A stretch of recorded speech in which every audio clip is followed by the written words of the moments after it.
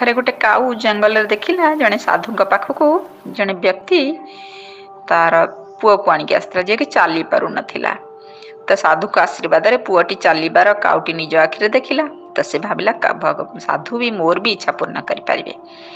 ସେ ସାଧୁଙ୍କ ପାଖକୁ ଗଲା ଏବଂ କହିଲା, ସାଧୁ ମହାରାଜ, ଆଉ ମୋର କୋଇଲି ଭଳିଆ ହେବାକୁ ଭାରି ଇଚ୍ଛା, କୁହୁ କୁହୁ କରିବାକୁ ବହୁତ ଇଚ୍ଛା। ସାଧୁ ମହାରାଜ ହସିଲେ, କହିଲେ, ଆଚ୍ଛା ଏମିତି, ଆଚ୍ଛା ତୁ ଯାଇ କୋଇଲି ସହିତ ଭେଟି ଦେଇକି ଆସ। କୋଇଲି ଯଦି କହିବ ଖୁସିରେ ସେ ଅଛି, ତାହେଲେ ମୁଁ ତତେ କରିଦେବି। ତ କାଉଟି କୋଇଲି ପାଖକୁ ଗଲା। କୋଇଲି କହିଲା, ମୁଁ କି ଖୁସିରେ ଅଛି, ମୁଁ କଣ ଭଲ ଗୀତ ଗାଉଛି, ମୁଁ ତ ଦେଖୁଛୁ କଳା, ମୁଁ ସେଇଥିପାଇଁ ଲୁଚିକି ଥାଏ, କୁହୁ କୁହୁ କରେ। ଆଉ ଦେଖୁଛୁ ବଗ କେତେ ସୁନ୍ଦର ଗୋରା, ଆଉ ଗାଏ ବି ଭଲ, ଚାଲ ତା ପାଖକୁ ଯିବା। ତ ଦି ଜଣ ଯାକ ତା ପାଖକୁ ଗଲେ।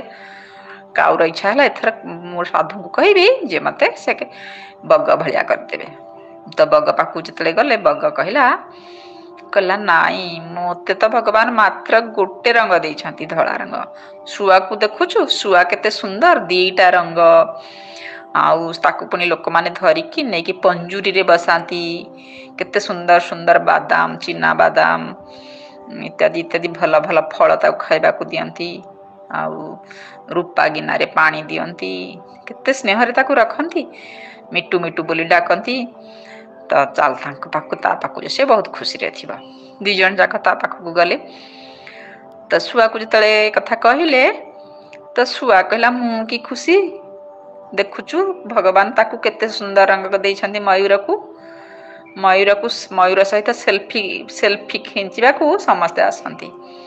ସମସ୍ତେ ତା ଫଟୋ ନେବାକୁ ଚାହାନ୍ତି, ଫଟୋଗ୍ରାଫର ହଉ, ଛୋଟ ପିଲା ହଉ, ବଡ ହଉ, ସମସ୍ତେ ତା ନାଚ ଦେଖିବାକୁ ବି ଭଲ ପାଆନ୍ତି।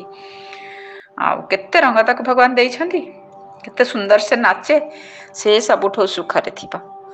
ଆଉ ଚାଲ ତା ପାଖକୁ ତାକୁ ଭେଟିବା। ତ ସେତେବେଳେ ସମସ୍ତେ ଯାଇକି ତାକୁ ଭେଟିଲେ।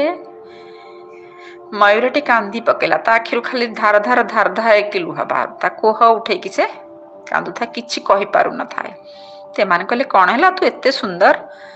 ସେ କହିଲା, ଏଇ ସୁନ୍ଦରତା ତ ମୋ ପାଇଁ ଦୁଃଖର କାରଣ ହେଇଛି। ଏଇ ଯୋଉ ପୁଚ୍ଛ ଦେଖୁଛୁ, ଏଇ ପୁଚ୍ଛକୁ ଖାଲି ପିଲାମାନେ ଟାଣି ପକାନ୍ତି, ଆଉ ମତେ କେତେ କଷ୍ଟ ହୁଏ ଜାଣିଛୁ? ଟିକେ ମୁଁ ଶାନ୍ତିରେ ରହିପାରେନି। ପୁଚ୍ଛ ନେବେ ବୋଲି ଲୋକମାନେ ମୋ ପିଛା ଲାଗି ରହିଥାନ୍ତି, ଶିକାରୀ ମୋ ପିଛା ଲାଗି ରହିଥାଏ ଧରିବ ବୋଲି।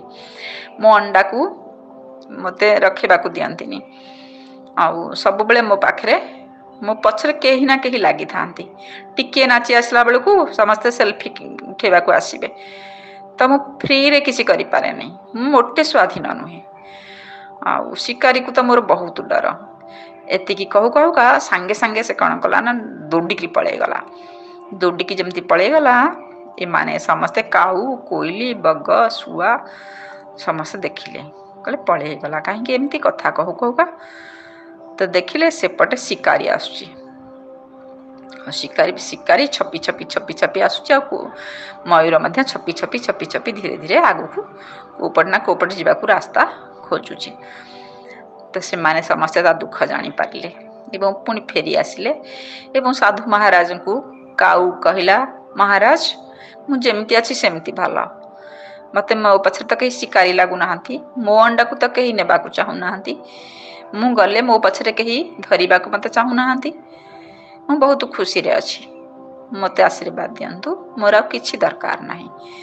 ତ ସାଧୁ ଜଣକ ହସିଲେ ଏବଂ କହିଲେ, ଏଇ ସଂସାରରେ ପ୍ରତ୍ୟେକ ବ୍ୟକ୍ତି ଦୁଃଖୀ। କାହିଁକି ନା ତା ନିଜ ପାଖରେ କଣ ଅଛି ସେ କେବେ ନିଜ ଆଡକୁ ଦେଖେନି, ସେ କେବଳ ଅନ୍ୟର ସୁଖ ଆଡକୁ ଦେଖେ ଏବଂ ନିଜକୁ ତୁଳନା କରି ଦୁଃଖୀ ହୁଏ। ଆଉ ପ୍ରତ୍ୟେକଙ୍କ ପାଖରେ ସୁଖୀ ହେବାର ଅନେକ କାରଣ ଅଛି, ଯଦି ଟିକେ ନିଜ ଆଡକୁ ଦେଖନ୍ତେ ତାହେଲେ ସେମାନେ ଜାଣିପାରନ୍ତେ। ବିଚାର କ୍ରାନ୍ତି ଦୂତ ୟୁଟ୍ୟୁବ୍ ଚ୍ୟାନେଲକୁ ସବସ୍କ୍ରାଇବ୍ କରନ୍ତୁ ଏବଂ ପରବର୍ତ୍ତୀ ଭିଡ଼ିଓ ପ୍ରାପ୍ତ କରିବା ପାଇଁ ବେଲ୍ ଆଇକନ୍ ଦବାନ୍ତୁ। ଧନ୍ୟବାଦ।